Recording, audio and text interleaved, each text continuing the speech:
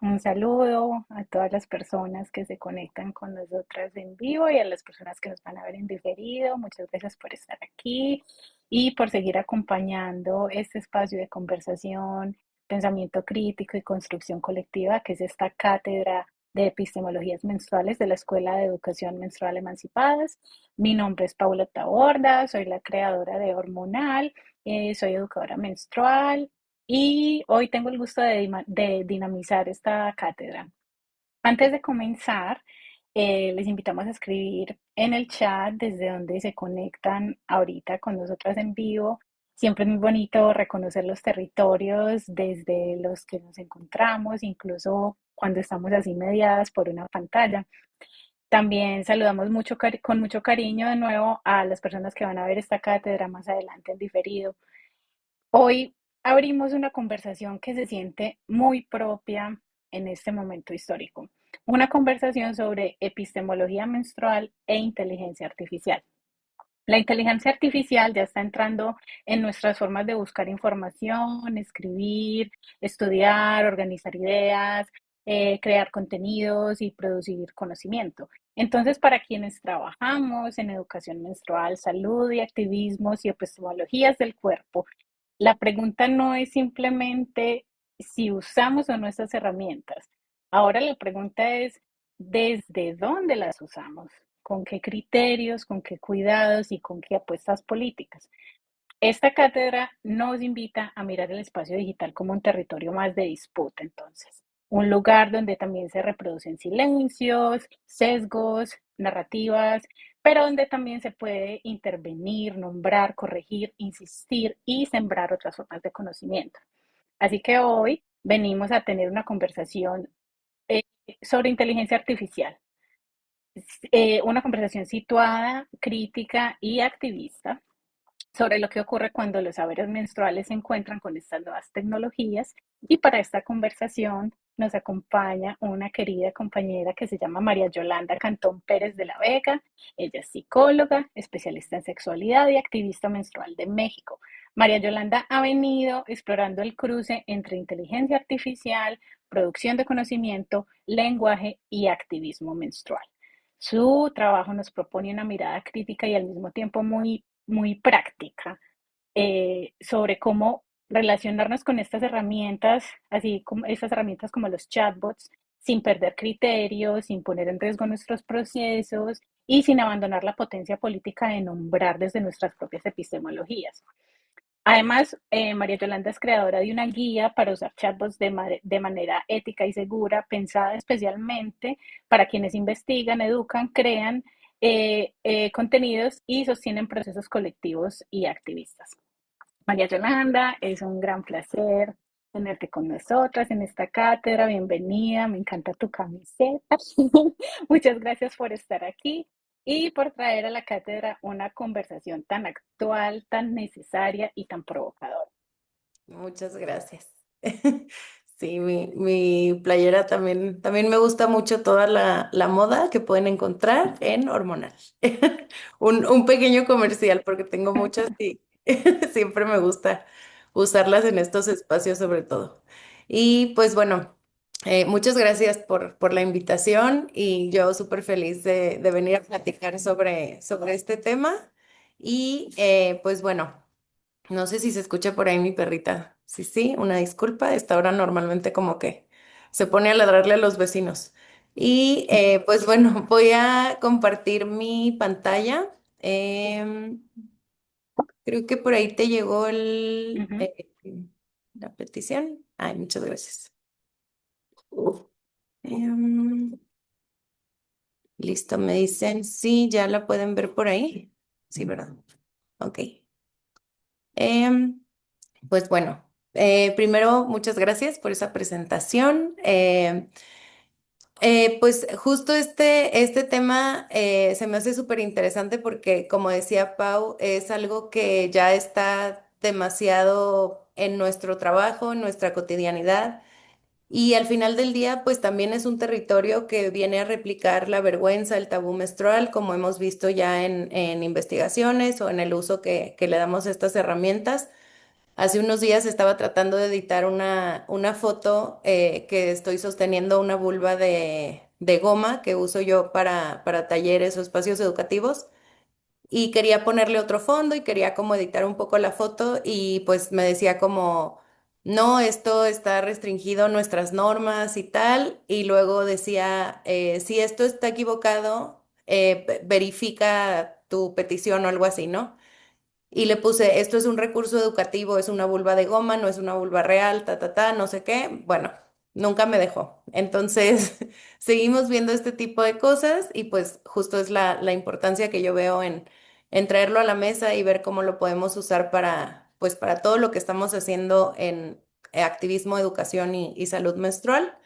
Entonces, voy a iniciar con una definición súper rápida que es la inteligencia artificial, que pues es un conjunto de tecnologías que logran que una máquina pueda hacer cosas que normalmente haría una persona, como escribir, analizar, reconocer imágenes. Aquí también puse tomar decisiones.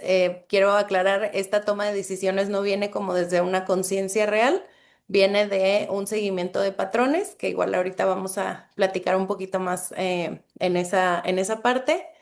Y pues en nuestro uso cotidiano de la inteligencia artificial, creo que ahorita está como muy asociado a los chatbots como ChatGPT, Claude y demás, pero también tenemos herramientas que usamos todos los días, como por ejemplo estas aplicaciones de streaming que te sugieren programas o series basado en lo que ya viste, herramientas como el GPS en el celular, reconocimiento facial para, no sé, a lo mejor la aplicación del banco o alguna aplicación que tienes en tu teléfono, los chats que son como de atención a clientes, todo este tipo de cosas tienen esta herramienta de inteligencia artificial.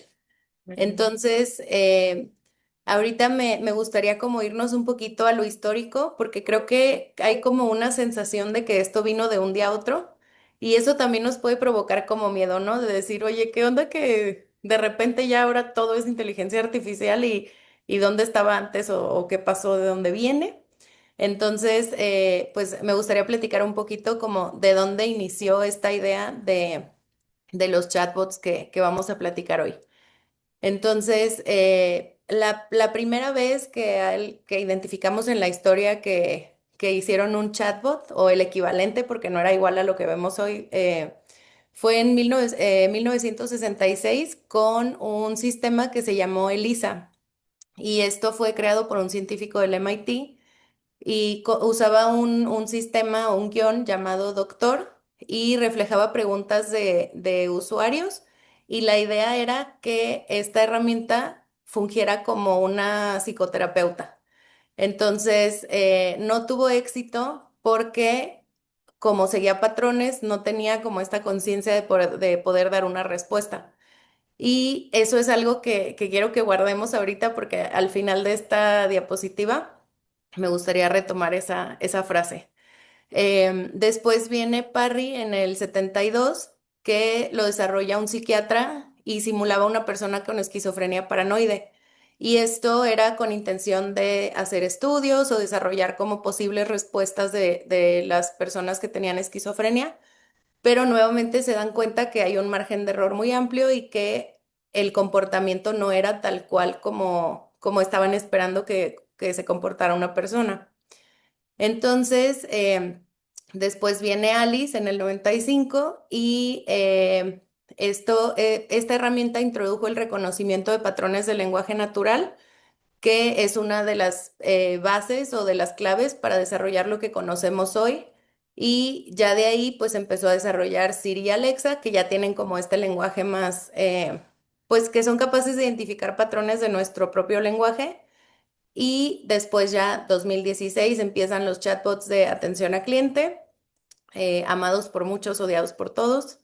Y es que justo hoy hablé con un chatbot de atención a cliente y yo estaba como, hablar con un humano, por favor, hablar con un humano. Y bueno, 1000 años después lo logré, pero es frustrante. Y pues nada, solo les quería compartir esa frustración de hoy. Y ya a partir de 2022 empieza ChatGPT y los modelos de lenguaje que conocemos ahora. Entonces, algo que a mí me llama mucho la atención es cómo iniciamos buscando esta parte como de hacia un poco hacia la salud mental y cómo históricamente nos dicen no funcionó porque esta herramienta sigue patrones, no tiene una conciencia real como tendría una terapeuta o como tendría un paciente real. Sin embargo, el día de hoy, pues vemos también mucha gente utilizando ChatGPT o estas herramientas con intención como de buscar ese apoyo de psicoterapia o de, pues como estas herramientas que también van hacia la salud mental, ¿no? Entonces, creo que saber estos datos históricos nos va a ayudar también a poder entender el uso de estas herramientas y el alcance que podemos tener o no de utilizarlos. Y pues bueno, también si alguien quiere compartir, preguntar o algo, sientan libertad de abrir su micrófono. No lo mencioné antes, pero lo podemos hacer. O si quieren ahí en el chat también ir poniendo si tienen alguna pregunta o alguna curiosidad y lo vamos revisando. Pues bueno, ¿qué es un chatbot? Es el chat entrenado con la inteligencia artificial para poder entender y generar texto. Algo importante de entender, pues el chatbot es la forma, como por ejemplo ChatGPT, Claude, Gemini, Copilot y bueno, un montón más que ya ahora parece que se reproducen todos los días y ya cada persona ya puede como hasta desarrollar su propio chatbot. Y la inteligencia artificial es el sistema que está detrás. Y pues algo importante que me gusta mencionar es que la inteligencia artificial no sabe cosas, sino que aprende patrones. Entonces creo que eso también nos va a dar mucha pauta para poder entender igual el alcance o cómo vamos a utilizar estas herramientas. Y pues bueno, aquí una de mis cosas favoritas es que pues ChatGPT alucina. OpenAI, que es la empresa que desarrolló esta herramienta, hizo una investigación en el 2025 que se llamaba ¿Por qué los modelos de lenguaje alucinan? Y definieron que es inevitable que tenga errores porque completa frases basándose en patrones. Es decir, la misma empresa que creó esta herramienta nos está diciendo, oye, mi herramienta lo más seguro es que te diga cosas razonables pero incorrectas. Entonces, si ustedes se fijan también en otra herramienta como Claude, en la parte de abajo, cada que te da una respuesta, en la parte de abajo dice, la respuesta podría tener errores, por favor verifica la información. Entonces, obviamente son herramientas muy útiles, pero creo que sí es importante que siempre seamos conscientes de que hay un margen de error y que toda la información la tenemos que verificar. Y pues bueno, algo que también se me hizo interesante agregar por aquí es que si un modelo no ha visto algún dato o lo ve pocas veces, es más probable que alucine la respuesta.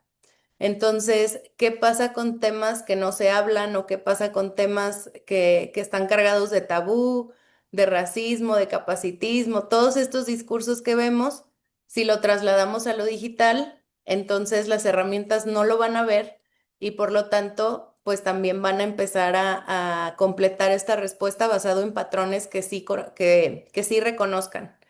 Entonces, básicamente, estas herramientas van a replicar los discursos sobre la menstruación que vemos en nuestra vida diaria y que vemos también en el ambiente digital. Entonces, pues bueno. Yéndonos ya entrando al tema, la ausencia de epistemología menstrual, pues para dar así como un contexto cortito, cuando hablamos de epistemología hablamos del lenguaje y el contexto que construye lo que vamos a aprender sobre algo. Y la epistemología menstrual, pues obviamente se refiere a lo que aprendemos o cómo aprendemos sobre la menstruación. Entonces, yo hice algunas búsquedas para tratar de ver qué tanto me arrojaba de información ciertas herramientas de inteligencia artificial y qué tanto podía yo intervenir estas respuestas o lograr que me diera información un poco más orientada a lo que yo quería buscar. Entonces, lo que yo encontré más frecuente fue el uso de epónimos, quiere decir que no se utilizan términos anatómicos, se utilizan nombres como lo hemos visto, ¿no? Que no son trompas uterinas, sino trompas de falopio, este tipo de apellidos y demás que sabemos históricamente que fueron médicos que abusaron de cuerpos de mujeres para hacer su trabajo y sus investigaciones. Y pues muchas personas preferimos tener una postura de usar el nombre anatómicamente correcto. Entonces, pues esta parte no la tienen las herramientas. También encontré mucha ausencia de perspectiva de género, obviamente. Bueno, digo obviamente porque está en todo el territorio digital, no quiero sonar negativa, pero bueno, sabemos lo que está en la web. Solo se habla de estrógenos y progesterona cuando preguntas sobre procesos hormonales involucrados en el ciclo ovular menstrual. Hay un enfoque totalmente reproductivo y se omite la vulva. Entonces, a mí me llamó la atención porque, bueno, este fue el primer comando que yo di. Muéstrame un diagrama imagen de la anatomía menstrual. Fue así como muy abierto, muy conciso, para saber qué tanto tenía yo que indagar para tener más resultados. Y pues bueno, esta fue la imagen de anatomía menstrual y entonces yo puse como, oye, no hay vulva, pues tampoco me daba como la parte externa de la anatomía menstrual y me fui ahí como preguntando por qué se omite la vulva. Entonces, este otro que ven aquí es una respuesta general que obtuve. Y decía, ¿por qué suele omitirse? Tradición médica. Me dio mucha risa la palabra tradición. Es una tradición, omitir la vulva. Y dije, qué potente encontrar ese término tan ahí. Tradición médica de centrarse en lo interno, porque obviamente cuando hablamos solamente de la parte reproductiva es más probable que nos enfoquemos en los órganos internos. Simplificación en diagramas educativos, o sea, también es como, bueno, para simplificarte la información vamos a omitir la vulva. Qué casualidad. Y la última, que bueno, ya como que aquí dijo, ok, te voy a dar un poco de honestidad, sesgos históricos que han invisibilizado la anatomía externa. Entonces, ahí ya como que dijo, bueno, te voy a dar esta parte prudente y luego un poquito de verdad para que complementes tu respuesta. Se me hace muy interesante que esta haya sido la justificación de por qué omitir la vulva. Entonces, bueno, después, esta fue otro resultado que a mí me hizo como mucha gracia con el sistema reproductor femenino. Para mí siempre el sistema reproductor femenino va a ser una grabadora de Hello Kitty, honestamente, siempre viene a mi mente como eso, no entiendo como por qué seguimos llamándole así, pero entiendo por qué está aquí y por qué no, por qué lo encontré. Pues lo que comentábamos ahorita, ¿no? La trompa de falopio, las fases del ciclo menstrual en 28 días, pues el diagrama, ¿no? El diagrama parece así como de recortar, no sé si, así como si lo fuéramos a imprimir para hacer una cajita o no sé, está como nada, pues nada realista. Y también pensando un poco en todo el tabú y vergüenza que existe alrededor del tema de la educación menstrual. Me parece importante que sepamos qué resultados nos dan estas herramientas porque al final las niñeces, las adolescencias, pues están buscando también ahí la información y a lo mejor si yo tuviera, no sé, 12 13 años y me da vergüenza preguntarle a alguien en mi casa, pues a lo mejor mi opción va a ser buscar en estas herramientas y decir, pues a ver qué encuentro y qué tal que lo que encuentro es esto y entonces, bueno, así va a ser la información que voy a tener. Entonces, también creo que desde la parte de educación menstrual me parece importante que sepamos qué es lo que podemos encontrar aquí.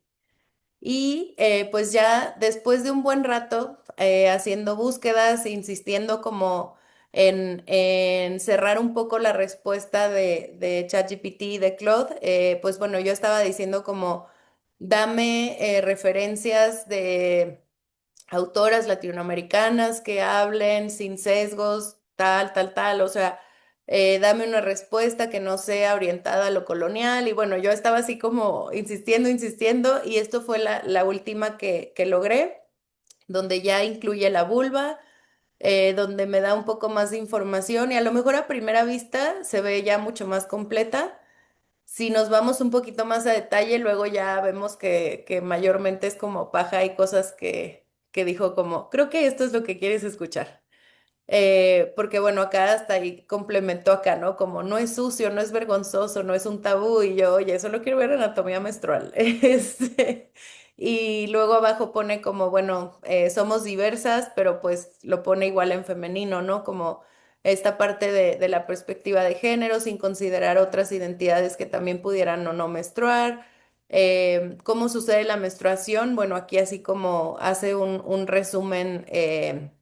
De las fases, o sea, sigue siendo información bastante incompleta, pero un poco mejor que lo primero que nos sugirió.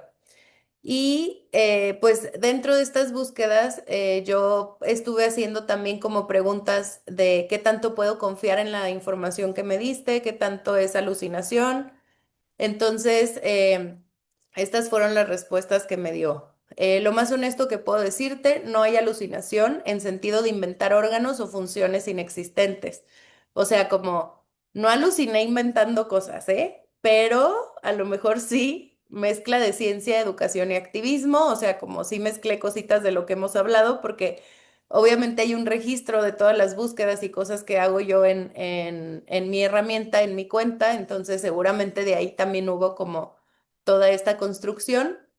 De nuevo usa el término simplificación visual, así como si omito algo, no es que lo omita, es una simplificación. Y pues la integración de discursos no médicos. Eso también me llamó la atención como esa justificación de que el discurso no es médico, como validando un poco que el discurso médico es como el real, ¿no? ¿Cómo usar este tipo de imágenes? También me sugiere como, esto es para entender un panorama general, pero no una referencia clínica, ni un diagnóstico, ni una única fuente. Entonces, esto me parece súper importante porque aquí estamos buscando y hablando sobre un tema que considero que tengo una buena noción y yo puedo identificar que hay cosas que hacen o no hacen sentido, pero a lo mejor si busco algo de un tema que no tengo noción, probablemente solo confíe en la información que me dio la herramienta y diga, ah, pues suena bien, tiene sentido. Lo que hablábamos ahorita de la alucinación, ¿no? Como suena real, pero es incorrecto. Entonces, pues bueno, con esto no digo que todo sea incorrecto, pero les voy a compartir pues una parte de lo que encontré que, pues bueno, parte de esta investigación ahí como práctica que hice, pues empecé a buscar, dije, dame personas que estén involucradas en la investigación y en el desarrollo de herramientas para hablar sobre menstruación. Entonces, lo primero que me arroja, dice, autores clave en investigación sobre menstruación y endometrio, fisiología y endocrinología del ciclo. Pone hombres blancos del norte global. Sorpresa. Entonces, después de esto, me dice que estos autores son base para entender el eje hipotálamo hipófisis ovario y la regulación hormonal. Em, y me pone también investigación del endometrio y la menstruación y me pone más personas del norte global, de Europa. Y entonces ya le pongo yo como, a ver, dame autoras latinoamericanas que estén enfocadas con una perspectiva de género, pues ya como todas las características de antirracista, anticapacitista, de colonial y bueno, toda la lista que tengo siempre en mis prompts ahí con ChatGPT para poder orientarle como un poquito más a lo que quiero encontrar. Y me dice, me salieron varios nombres y entre ellos me sale Carolina Ramírez y Aurora Macías. Y dije, ah, yo las conozco, claro. Dije, mira, sí, sí está bien la información. Y entonces ya veo un poco, bueno, Carolina Ramírez, fundadora de Princesas Menstruantes, dije, ok, pionera en educación menstrual en la región desde 2014. Vi la bandera de Colombia, dije, claro, me hace sentido muy bien. Vi la información de Aurora, dice referente en educación menstrual con enfoque político y social, impulsora de la Escuela de Educación Menstrual Emancipadas. Toda esta parte sonaba bien. Entonces, vi que tenían link los nombres y entonces hago clic como para ver un poco más de la descripción que venía de cada persona. Y cuando hago clic en Carolina Ramírez, me sale esta imagen y dice que Carolina Ramírez es una emprendedora mexicana, cambió de nacionalidad solo con abrir el link, reconocida por ser fundadora de Calzones Menstruales México, una marca que por cierto no existe. Y bueno, dice que su trabajo ha impulsado la conversación sobre salud menstrual, sustentabilidad y bueno, paz mundial. Entonces, pues ya una vez que yo encontré eso, a mí me dio mucha risa porque yo sé quién es Carolina Ramírez, la fundadora de Princesas Menstruantes, y yo sé quién es Carolina Ramírez, la de esta foto, que es la reina del flow, que yo vi la novela. Pero si yo no hubiera visto la novela, si yo no conociera personalmente a Carolina, probablemente yo diría, ah, pues ok, o sea, es pues una chica que tiene una marca de calzón menstrual en México. Y ya, ¿no? O sea, y ese es el punto como de verificar la información, irnos a los links y justo de ahí viene también el que yo quisiera crear como esta guía en donde podemos tener ciertas frases o ciertos comandos para las herramientas para poder sesgar esto y asegurarnos de que la información que nos dé hay forma de verificarla. Entonces, bueno, aquí ya la reina del flow se volvió la creadora de Calzón Menstrual México. Entonces, pues bueno, ahora me gustaría hablar de cómo intervenir la inteligencia artificial.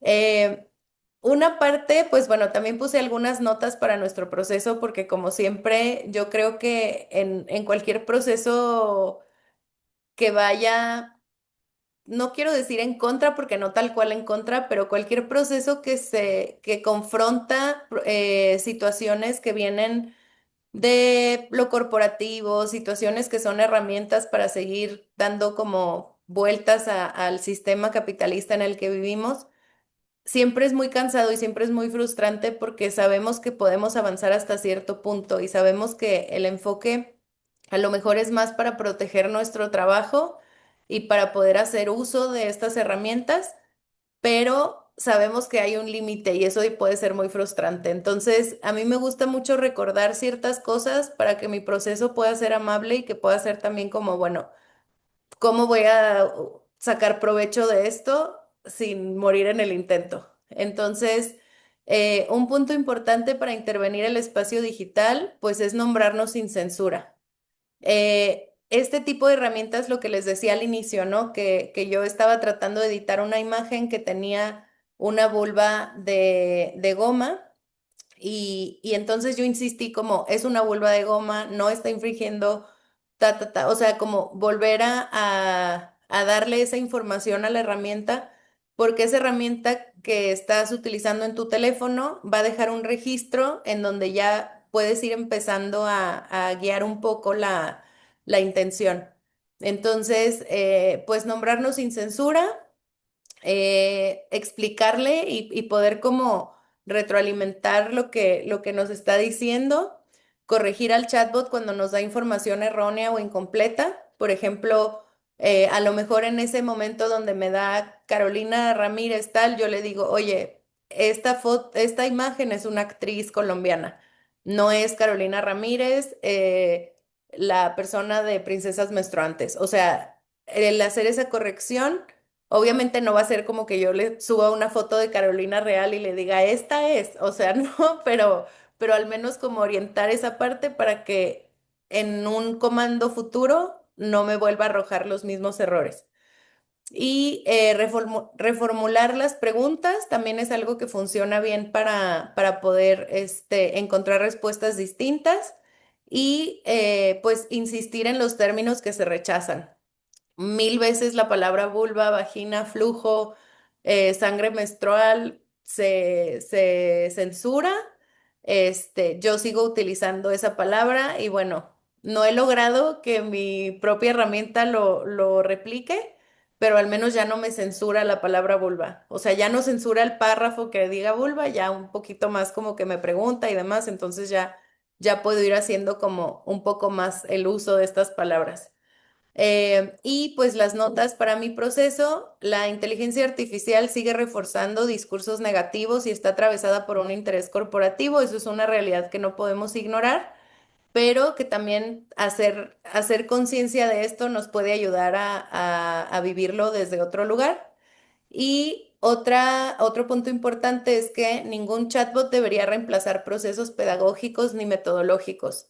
Para mí, siempre la epistemología menstrual va a venir de las comunidades, de las educadoras menstruales. Siempre esta información creo que no la vamos a encontrar al 100% con estas herramientas. Creo que es importante saberlo y reconocerlo también. Y pues lo último sería nombrar, documentar y compartir saberes menstruales también es una forma de activismo menstrual digital. Entonces, mientras más información exista sobre menstruación en el ambiente digital, a lo mejor estas herramientas lo van a empezar a identificar también y lo van a poder replicar de una manera un poco más, pues normal, como cualquier proceso fisiológico y no como actualmente. Entonces, me gusta compartir estas herramientas, creo que son, pues de lo que he podido investigar, son las herramientas con mayores rangos de ética y seguridad. Entonces, Claude, que es como ChatGPT, funciona muy bien para analizar textos largos, investigación y manejo ético de documentos. Perplexity AI, que es para investigación académica. Es muy útil para verificar fuentes y ver referencias de documentos. Y Notebook LM, que es pues el más alineado con proyectos de activismo comunitarios, porque tú cargas los documentos que quieres utilizar y solamente en eso se enfoca. Entonces como que está un poquito más cerrado y es más fácil que puedas como solo trabajar con la información que tú le diste y no está como tan abierto a sugerir cosas de marcas de calzones menstruales. Entonces, pues bueno, también quería compartir un poco de buenas noticias dentro del mundo corporativo. Desafortunadamente me fue muy difícil encontrar esta información en español, no me gusta usar la información en inglés, pero pues la verdad es que son noticias que sí me parece importante compartir en estos espacios también, que recientemente hemos visto que muchas empresas están como forzando o empujando mucho a que las personas utilicen la inteligencia artificial en el día a día. Y pues también sabemos que hay un tema de conciencia de medio ambiente, de decir, oye, toda el agua que se está utilizando para el uso de estas herramientas. También creo que es un poco como decir, bueno, no lo voy a utilizar porque necesita mucha agua para enfriar los servidores, pero y luego la Coca-Cola existe, ¿no? O sea, y entonces es como me baño en 5 minutos, pero industria cervecera igual está acabando con los lagos. O sea, es un poco esa parte, pero creo que sí es muy importante tener conciencia del uso de estas herramientas y no excedernos si no es necesario. Y pues estas noticias lo que me gustó es que en resumen, la mayoría de las empresas están dándose cuenta que es más barato contratar personas que el uso de la inteligencia artificial. Y esto pasa mucho porque las empresas compran un paquete corporativo de, vamos a decir, ChatGPT o Claude o Gemini, compran el paquete corporativo y te da cierto número de tokens o de veces que puedes buscar cosas y entonces ahora la gente, como se les está empujando al uso excesivo de la inteligencia artificial, la gente ahora está como, bueno, pues ya, de 2 por 4, así como ya dame cualquier cosa. Y entonces pagar eso se está volviendo mucho más caro que pagar gente. Entonces, mi esperanza es que se vuelva a valorar el trabajo humano. El diseño gráfico también está teniendo un boom. Ahora ya tener un diseño hecho por una diseñadora es algo lujoso porque como ya todos tenemos acceso a la inteligencia artificial, entonces ahora lo que está más valorado es el diseño que se ve que lo hizo un humano. Entonces, también creo que esto me gustaría dejarlo como un mensaje de que es una herramienta que pareciera, pues de repente como que nos impacta mucho y que sentimos que ahora todo va a ser inteligencia artificial, pero creo que la parte humana siempre vuelve a salir a flote y siempre vuelve a tener ese valor. Entonces, pues ahorita, no sé si, Pablo, podemos compartir en el chat el link para la guía, si no en la publicación, pero bueno, para compartirles la guía que hice para usar chatbots de manera ética y segura. Son algunos consejos prácticos que me han funcionado como para cuidar mi información y también para saber cómo verificar la información que nos dan estas herramientas. Siento que dije herramientas 80 veces en este tiempo, una disculpa. Pero bueno, por aquí está mi Instagram, mi proyecto que se llama Vulvástica. Es un espacio de educación, activismo menstrual y sexualidad. Y pues también por ahí está mi contacto de LinkedIn. Y pues muchísimas gracias por la escucha, por el espacio. Y pues igual para abrir micrófonos si tienen alguna duda o algo que quieran platicar. Ay, María Yolanda, me encanta. Muchas gracias por tu exposición. Este tema es tremendamente relevante y es maravilloso contar con una perspectiva desde adentro de este ámbito de educación, salud y activismo menstrual. Eh, este tema fue parte de la ponencia que María Yolanda compartió con nosotras en nuestro encuentro en Chile. Y bueno, nos complace un montón poder extender el tema hoy en la cátedra. Antes de continuar con algunas preguntas, vamos a hacer una pausita breve para compartir algo muy importante.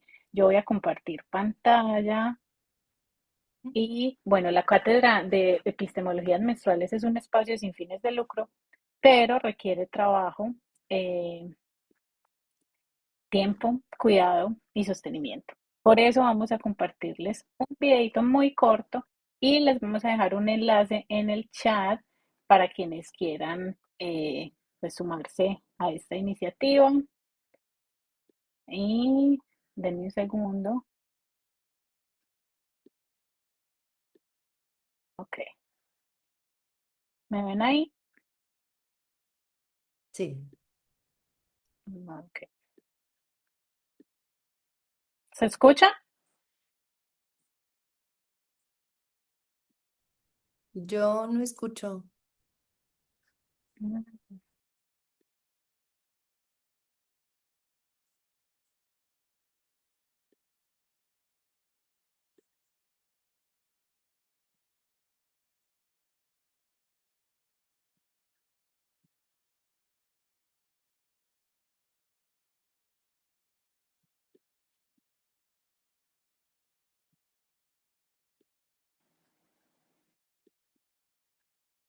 No se escuchó el audio, ¿verdad? No, Bueno, no escucho nada. bueno, básicamente el video dice que la cátedra es un espacio gratuito, pero pues requiere trabajo y cuidado y sostenimiento. Entonces es una invitación para quienes quieran apoyarnos. Vamos a poner un enlace en el chat y también lo vamos a dejar en la descripción para quienes nos vean en diferido por YouTube. eh, de un enlace donde quienes sientan apoyar esta iniciativa, pues nos eh, puedan hacer donaciones de manera voluntaria.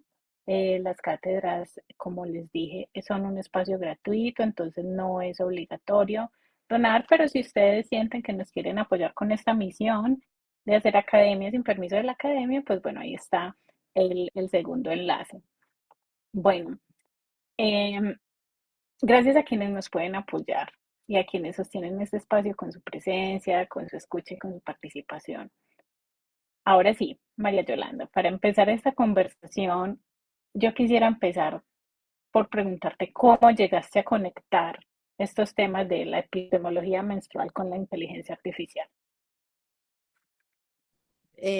Pues creo que siempre trato como en mi día a día de encontrar los espacios donde hablar de menstruación. O sea, creo que me he dado cuenta que yo estaba como polarizando un poco mi trabajo de oficina y el proyecto de activismo, como que lo veía dos cosas separadas. Ujú, Y creo que me generó mucho más satisfacción cuando empecé a verlos juntos porque dije, o sea, pues claro, o sea, también trabajo en una oficina y menstruo en una oficina. Y ujú. tengo personas a mi alrededor que también están menstruando en esa oficina y nadie habla al respecto. ¿Y qué pasa cuando estoy sentada 8 horas?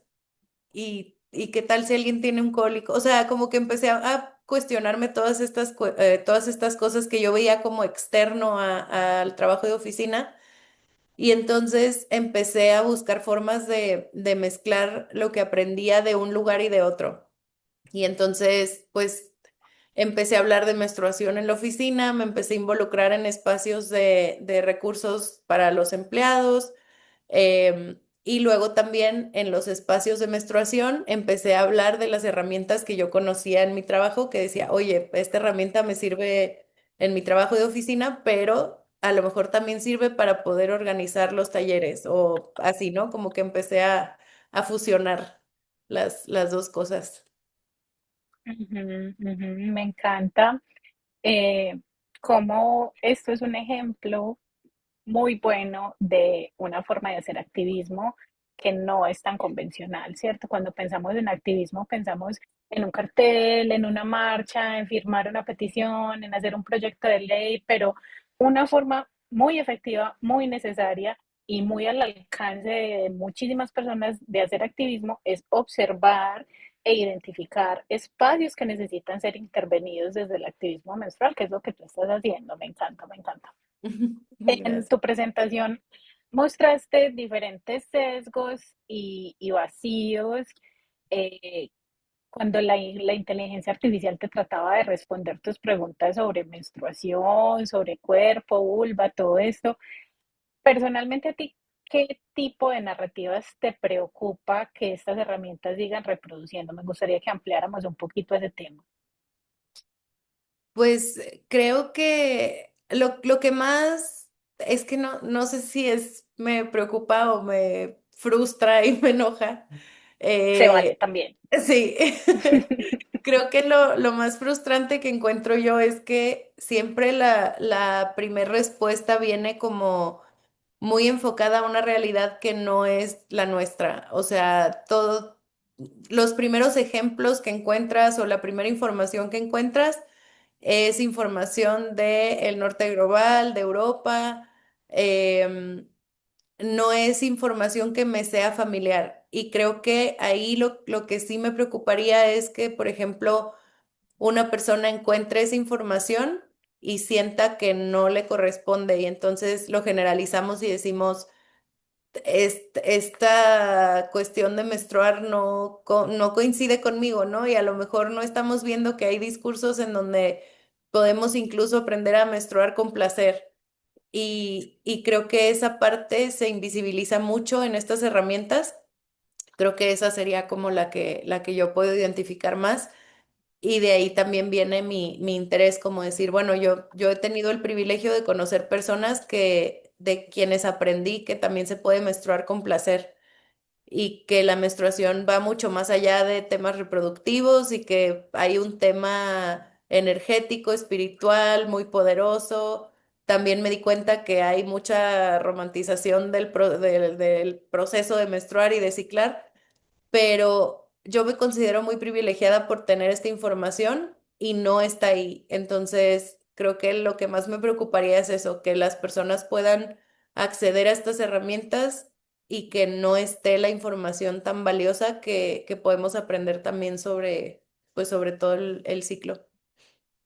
Claro, ahí hay un peligro de cuando accedemos a esta información tan estandarizada, de empezar a pensar que hay algo mal con nuestro propio cuerpo.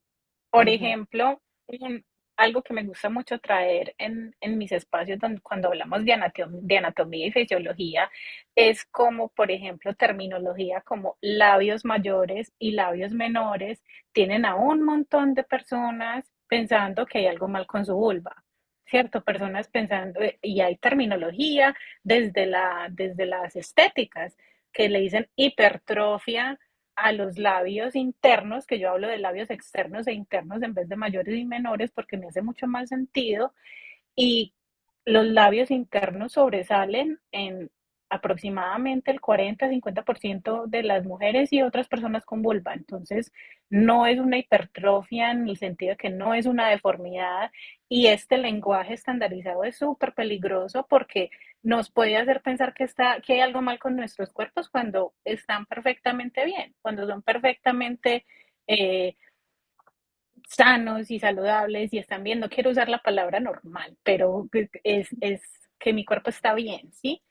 Entonces, qué bueno eso que traes y qué importante pensarnos el uso de estas herramientas de una forma responsable, ¿cierto? No las vamos a satanizar, pero hay que usarlas con cuidado. En esta línea, eh, bueno, por aquí en el chat hay un comentario, muy de acuerdo con todo, dice Evelyn Muñoz, muy de acuerdo con todo, pienso en el acceso a la información a las estudiantes más pequeñas que ya están explorando en IA y se encuentran con con toda esta información y con el lenguaje que se utiliza, exactamente, ¿cierto? Entonces hay un lenguaje estandarizado, que usualmente no toma como modelos a personas de nuestros territorios, que se ven como nosotros, que tienen nuestros colores de piel. Y pues hay un montón de sesgos patriarcales y corporativos y un montón de lenguaje que puede darle forma a la cosmovisión de una persona que apenas está creciendo y que bueno, hay un montón de riesgos ahí. Em, en esta línea del uso ético y seguro de estas herramientas, yo quisiera preguntarte, en tu opinión, ¿cuáles son los cuidados mínimos que debemos tener las que estamos haciendo educación, activismo, salud menstrual, las que estamos investigando antes de usar estas herramientas?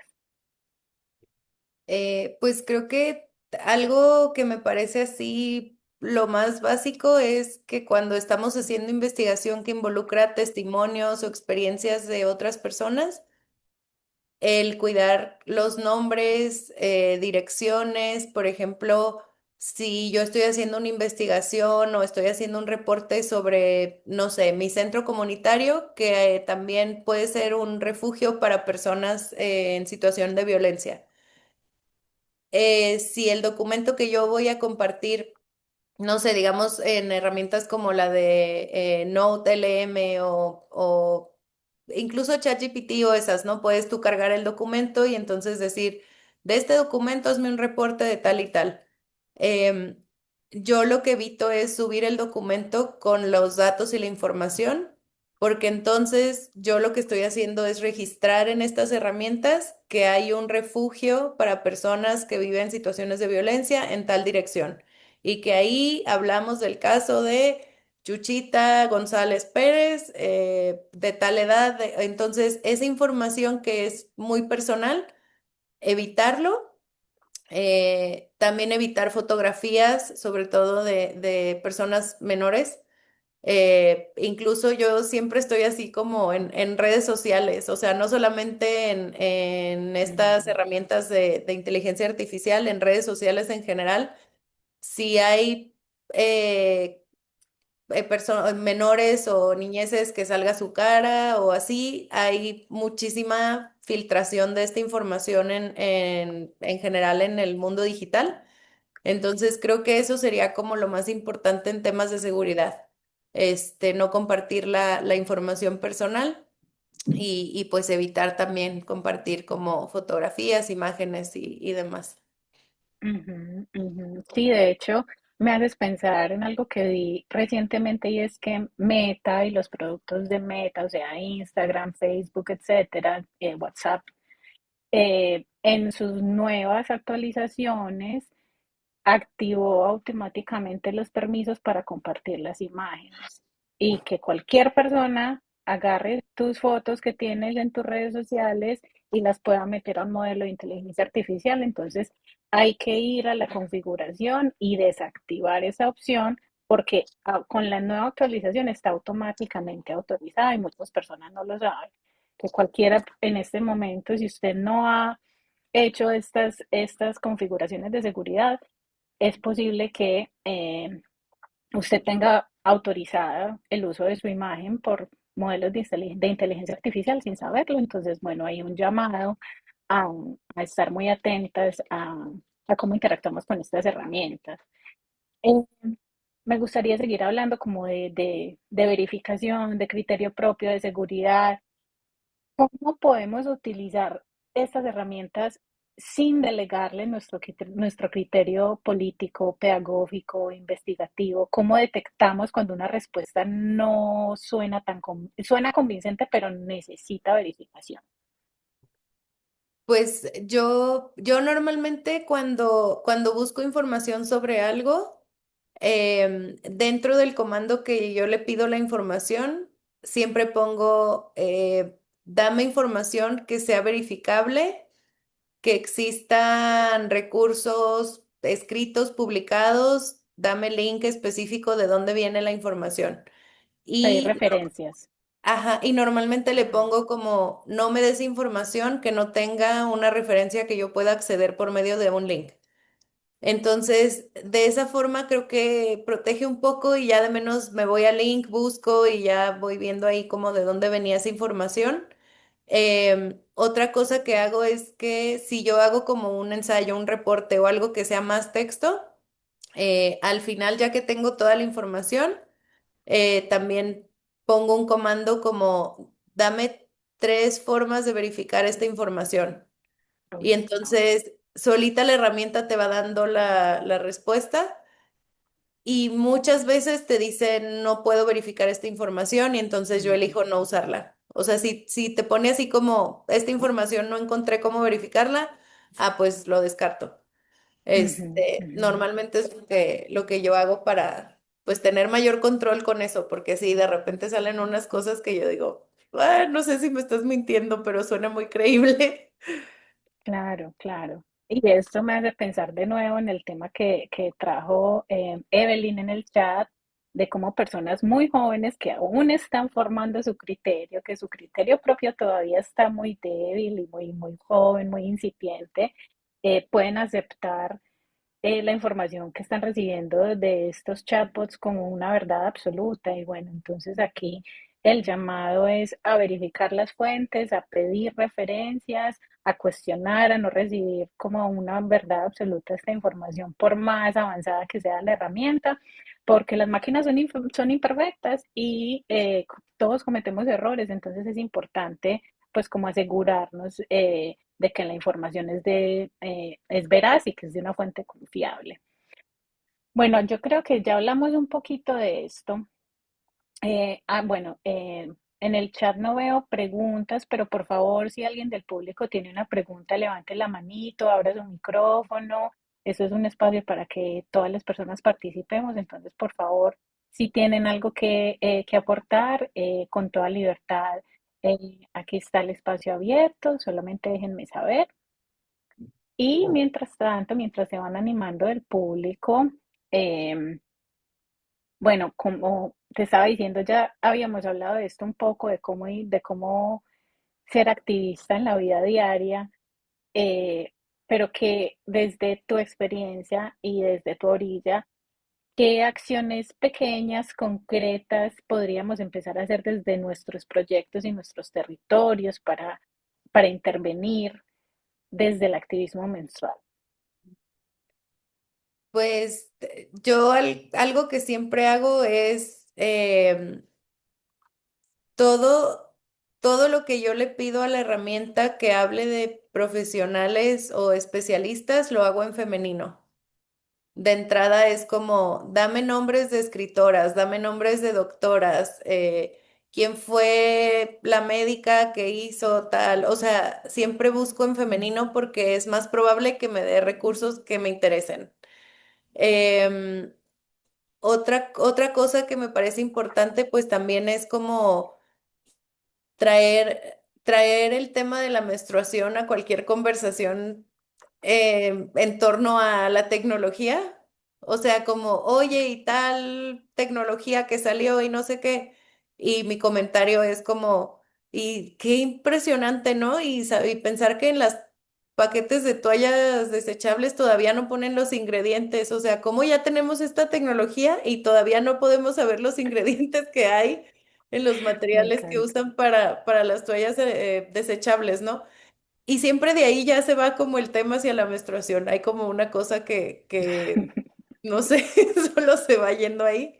Em, pero creo que hablando como de intervenir las herramientas, intervenir la parte de la tecnología, creo que siempre es como, también es como una exploración hacia mi propia experiencia como persona Ujú, menstruante y es como, encuentro algo de que, hicieron un descubrimiento de tal, como hace poco que vi un documento que decía que estaban investigando sobre las células madre en la sangre menstrual.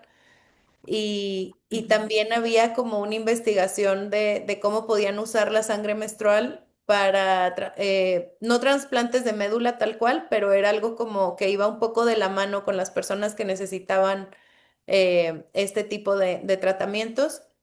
Y yo decía como, es que si entendiéramos el poder que hay en la sangre menstrual y le perdiéramos esta parte de vergüenza y de higiene y todas las mentiras que nos contaron, digo, todo lo que podríamos hacer, ¿no? Y todos los avances médicos que habría. Y creo que también hablar de eso y hablar de esas posibilidades en espacios digitales, pues se vuelve también un poco pues la intervención a la que invito con esta plática. Sí, esto que es que mencionaste la investigación de la sangre menstrual, yo también lo vi en estos días y pensaba como que sí, o sea, bienvenidos, bienvenidos a lo que hemos estado para sorpresa de nadie, porque hay textos donde tanto pueblos originarios como mujeres que fueron acusadas de brujería en el pasado utilizaban la sangre menstrual para cerrar heridas y para diferentes afectaciones de la salud que ahora están siendo investigadas por la ciencia convencional. Entonces esto también es una evidencia de cómo todo el conocimiento que existe no está solamente limitado a esta cajita pequeña de la academia convencional y de la ciencia convencional, sino que hay un montón de saberes que todavía no ha sido legitimado por estos cuerpos académicos, pero que sigue siendo legítimo. Aunque estas personas todavía no hayan llegado, no hayan visto la luz, la información está ahí, entonces hay que dirigir la mirada a los pueblos originarios, a las tradiciones que vienen desde antes. ¿Por qué estas personas llevan usando esto tanto tiempo y les está funcionando de esta manera? Bueno, ahí hay ciencia, ¿cierto? Y hay conocimiento. Entonces, qué importante esto que traes, María Yolanda, y nos podríamos quedar aquí hablando horas, pero pues ya estamos llegando al final. No sé si quieras decir algo más, algunas palabras para despedirte, algo que quieras compartir. Pues nada, pues nuevamente agradecer mucho la invitación y también pues invitar a las personas que ven estos espacios a suscribirse, a seguir todas estas pláticas que son súper interesantes, que es acceso a información gratuita muy valiosa. Y pues nada, súper, súper feliz de haber compartido hoy con ustedes y con mucho gusto de hablar de menstruación y tecnología, básicamente, mis temas favoritos. Sí, siempre es un placer. Muchísimas gracias por esta conversación, María Yolanda, por ayudarnos a mirar la inteligencia artificial desde una perspectiva crítica, situada y menstrual. Gracias por recordarnos que el espacio digital también es un territorio político y que allí también se juegan nuestras palabras, nuestras memorias, nuestras experiencias y nuestras posibilidades de construir conocimiento. A todas las Sí. personas que nos acompañaron hoy. Les invitamos a seguir el trabajo de María Yolanda, la encuentran como Bulbástica en las redes, revisen la guía para usar chatbots de manera ética, está aquí el enlace en el chat y también lo vamos a poner en la descripción en YouTube y a que sigan participando en las próximas ediciones de la Cátedra de Epistemologías Menstruales, por supuesto. Nos seguimos encontrando para pensar, cuestionar y construir caminos hacia la dignidad menstrual, también en territorios digitales. Muchas gracias y nos vemos en una próxima.